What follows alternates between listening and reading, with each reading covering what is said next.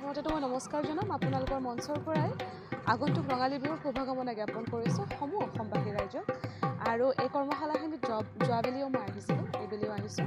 যথেষ্ট ভাল লাগে, সকলোৰে উৎসাহ দেখি সঁচাকৈ ভাল লাগে। শিক্ষাৰ্থীৰ সংখ্যাও বহুত বেছি হয় ইয়াতে, শিকায়ো ভাল লাগে আৰু সকলোৰে আগ্ৰহ দেখি তবত মানুহ ইয়ালৈ আহে।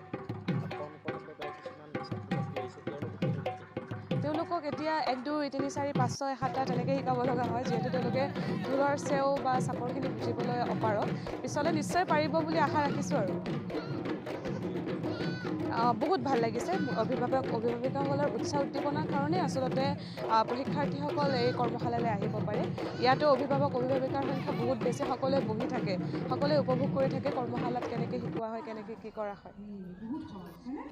ৰূপজ্যোতি যুৱ সংঘৰ উদ্যোগত নানকান ভৈৰা শাখা ছাত্ৰ সন্থাৰ উদ্যোগত এই বিহু নাচৰ কৰ্মশালাখন অনুষ্ঠিত কৰাৰ বাবে মই উদ্যোক্তাসকললৈ মোৰ আন্তৰিক ধন্যবাদ কৃতজ্ঞতা প্ৰকাশ কৰিছোঁ।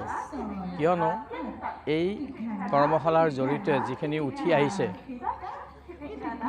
যুৱক যুৱতীসকল, উঠি অহা যুৱক যুৱতীসকলৰ যিটো প্ৰতিভা আছে, এই প্ৰতিভাখিনি ইয়াত উপস্থাপন কৰাৰ কাৰণে এখন মঞ্চ পাইছে। এই মঞ্চখন এই উদ্যোক্তাসকলে দিয়াৰ কাৰণে মই তেখেতসকলক ধন্যবাদ জনাইছোঁ।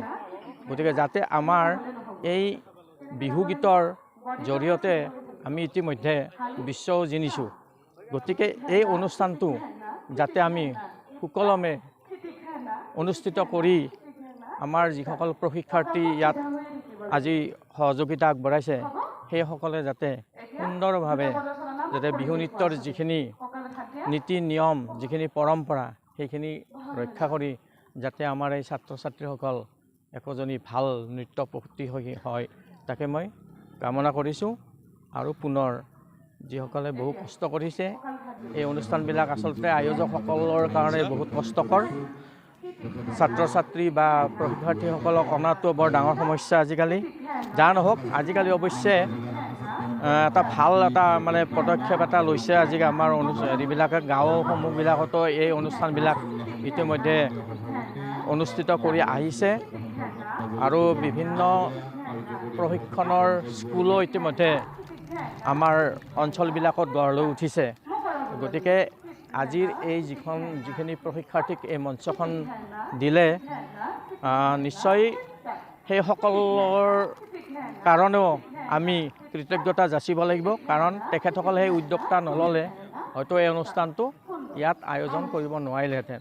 গতিকে উদ্যোক্তাসকলকে মই বেছি মই প্ৰশংসা কৰিছোঁ মই। গতিকে এই অনুষ্ঠানবিলাক পাতি থাকিব লাগে, তাকে মই কামনা কৰোঁ। আমাৰ যিটো জাতিটো বা ভাষাটো, কৃষ্টি সংস্কৃতিখিনি আমি এইদৰে আমি ৰক্ষা কৰিব লাগিব। আমাৰ সংস্কৃতি প্ৰায় নাইকিয়াই হ'ব ধৰিছে। কিছুমান বিকৃত ৰূপত সংস্কৃতিবিলাক আগবাঢ়ি গৈ আছে। বিহুতেই আমাৰ একমাত্ৰ সম্বল হৈ আছে, যিহেতু আমাৰ জাতিৰ ইয়াত অস্তিত্ব নিহিত হৈ আছে। আমাৰ পৰিচয় দিব লাগিলে আমি বিহুৰ দ্বাৰাই আমি পৰিচয় দিওঁ গোটেই জগতখনত। গতিকে বিহুটো আমাক লাগিবই। বিহুটো আমি জীয়াই থকাৰ কাৰণে আমাৰ এটা প্ৰাণ। সেইকাৰণে আমি বিহুক আমি চিৰদিনৰ কাৰণে, চিৰকাললৈ যতি নপৰাকৈ আমি পৰম্পৰাগতভাৱে আমি ইয়াক ৰক্ষা কৰিব লাগিব। ধন্যবাদ। নমস্কাৰ। ৰূপজ্যোতি যুৱ সংঘৰ উদ্যোগত আৰু নানকান ভৈৰা শাখা ছাত্ৰ সন্থাৰ সহযোগত আমি এইবাৰ দ্বিতীয় বৰ্ষ আমি বিহু কৰ্মশালাখনিৰ আয়োজন কৰিছোঁ।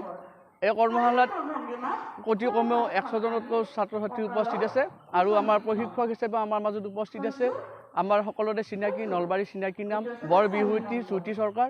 আৰু শ্ৰুতি চৰকাৰক সহযোগ কৰিছে নিয়ৰ কাষ মেধি আৰু লগতে উষা ঠাকুৰীয়া বৰ্মন। আজি আমাৰ এই কৰ্মশালা ভাগি উদ্বোধন কৰিলে আমাৰ নলবাৰীৰ এই সমাজ জীৱনৰ লগত জড়িত বিশিষ্ট নাট্যকাৰ শিল্পী মাননীয় শ্ৰীযুত ধীৰেন বৰ্মনে। আমাৰ মাজত উপস্থিত আছিল নলবাৰী আঞ্চলিক ছাত্ৰ সন্থাৰ সভাপতি বিশাল বিক্ৰম চৌধুৰী, সাধাৰণ সম্পাদক ভৱেশ ডেকা, লগতে নলবাৰী আঞ্চলিক ছাত্ৰ সন্থাৰ উপসভাপতি মাননীয় শ্ৰীযুত বিনোদ মালকৰ। আমাৰ প্ৰশিক্ষণৰ উদ্দেশ্যটো হৈছে, মেইন উদ্দেশ্যটো হৈছে নতুন প্ৰজন্মক এই বিহু সংস্কৃতিৰ কলাৰ বিষয়ে জ্ঞাত কৰাৰ উদ্দেশ্যে শুদ্ধমতে বিহু নাচ শিকিবৰ বাবে এই কৰ্মশালাখিনি আমি আয়োজন কৰিছোঁ।